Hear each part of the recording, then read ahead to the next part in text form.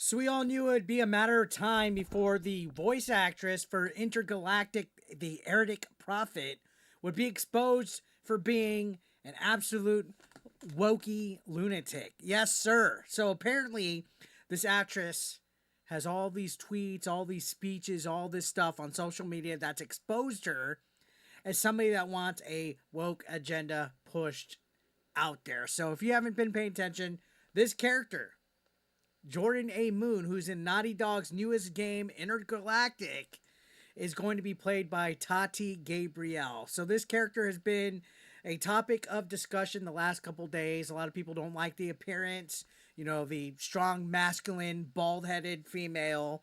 A lot of people feel this is woke. My thoughts are if the character's written well, if there's more to the story than them just being a female, I'll give it a shot. But when it comes to Druckmann and Naughty Dog and the things that they've been doing with their games as of late, there's a lot of red flags and patterns here that have me worried. And this trailer for this video game has become absolutely destroyed. If you go and look at the dislikes, it's a huge dislike ratio to like.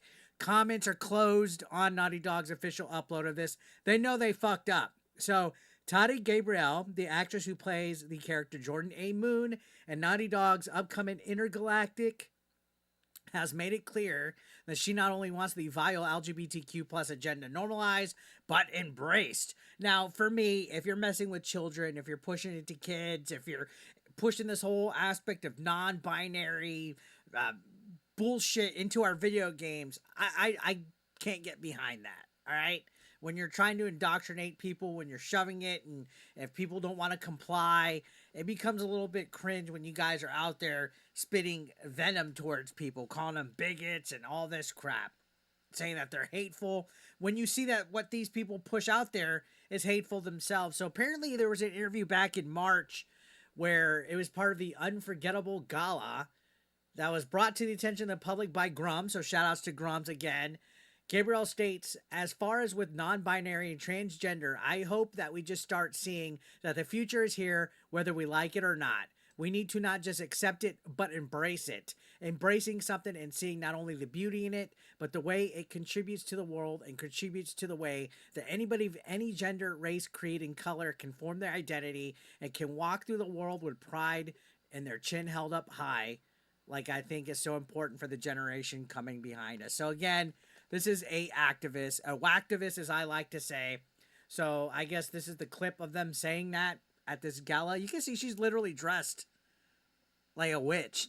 I'm not going to get into the whole, oh, these people are evil and witch and all that. But I mean, come on. The signs are there, especially this day and age when you see and things like what Disney pushes with the Acolyte and other things of that nature. So hopefully my sound is good here. So let's go ahead and check it out. And then as far as with non-binary and transgender, I hope that we just start seeing that the future is here whether we like it or not. The way that it contributes to the world and contributes into the way that anybody of any gender, race, creed, color can form their identity and can walk through the world with pride and their chin up high, like I think is so important for the generation coming. It's funny when people talk like this, it almost seems like they don't even believe what they're trying to push. Like she sounds so confused. She sounds not even of like present mind, to be completely honest here. So let's continue on right here. It says Gabrielle also told the list in 2023, I feel that film and television is supposed to reflect the world back at itself. When you do that with the characters that I've played in a way that is grounding, that is normal, as it is in our everyday life, that's how you give the best homage to someone who's standing in that field. Well, it's not normal. That's why people are rejecting it, guys. It's not normal. The woke agenda is not normal. That's why it's called woke. If it was normal, you guys wouldn't have to have DEI to force stuff in to our normal everyday media. You wouldn't have to have consulting companies because it would happen naturally, right? And this ain't rage bait. This is nothing like that. It's my opinion. And a lot of people hold the same opinion and my audience is able to think for itself on that. It's not because a grifter that's talking on camera has trailer park low IQ audience. We're all tuning out. That's why everything literally woke has been failing. Look at all the games and the studios are closing down. So she even noted that the industry should take things even further, saying they can go further. As opposed to just having one character that's LGBTQ or non binary, make it reflect the way that our society is. Sprinkle more in there. I'm sorry, but sprinkle more. Society is not like this. There's very minimal. All right? And that's why these people want to enforce it even more so that they could feel that they actually are a majority. And this is not coming from a place of hate. This is clearly an agenda, like right here, saying what TV and film and studios and networks need to do. Like right here, she's saying that networks can listen more to the fans and pander more to them by listening and understanding that when they're shouting their outrage towards things, it's not just because they want to be bratty and they want to be whatever, but they want to be represented properly. They want to see themselves.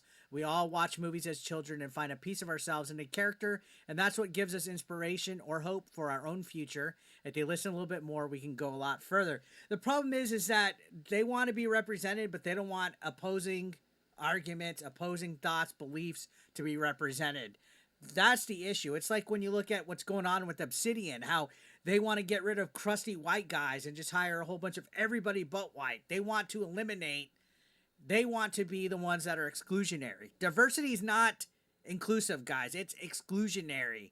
If you're not in that echo chamber, they will push you out. It's that toxic positivity that we've seen with Firewalk Studios, also that we've seen with other studios like Obsidian, where they want their way of thinking only, and you have to agree to it. She's literally saying that we need to give more, that media and TV need to push more of this and represent it and all this crap. Instead of just letting stories and tales and characters speak for themselves, it's more about identity politics. It's more about, oh, this character's redeeming quality is that they're gay or they're trans. Instead of just making them a good character and making their identity something that is just there. Like, okay, sure, you can make a great trans character. You can make a great gay character, bi character, black character, Mexican character. You can make it, but don't make that their only redeeming quality. And that's how these people operate, is that they need to have like a literal sticker, like the hi, my name is Eric, but they have to have their little label there so they can feel that they contribute to society, because that's all they really offers, something to be, oh, this is my label, right? And that's not good writing. So continue, it says, to that point, Gabrielle also stated more shows should have a consultant of some sort. So she advocates for DEI consulting, like Sweet Baby Inc. And LGBT, if you're going to touch on our field and in that topic, have a consultant, have somebody that you can directly ask. Don't guess, because that's often the problem. So if you're not gay, you can't write gay people, right? So as you can see, the showrunners that we had for the 100, they tried and they were trying to be inclusive with that, but I think they didn't have enough education and enough information around it. Have a consultant or make sure you're educated. So that's the one thing that you always hear. You're not educated on this. You can't talk about it. That's exclusionary, because they want their echo chamber. They want only their facts, because their facts are their feelings, to be completely honest. So yeah, she's a lunatic. And this is just going to make people tune out.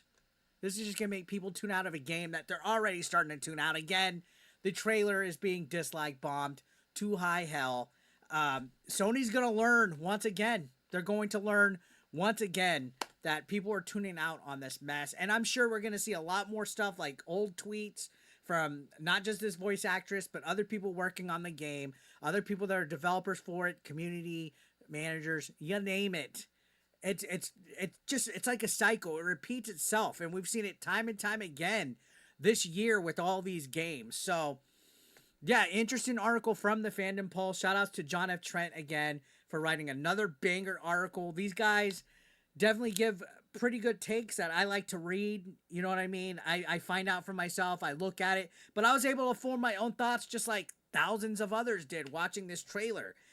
The red flags were there. Neil Druckmann just had to push that female woke agenda bullcrap. And again, like I said, it's not because I hate females in games. All right, there's plenty of great female protagonists out there, tons of them throughout the years. Samus, Lara Croft, the one from Valhalla that escapes my head. There's tons of great female protagonists out there. But when the only quality is that they're a female, instead of having a good game, that you're not worried about sticking it to chuds, because trust me, Rocks, Naughty Dog, they're poisoned. They showed it with Last of Us 2.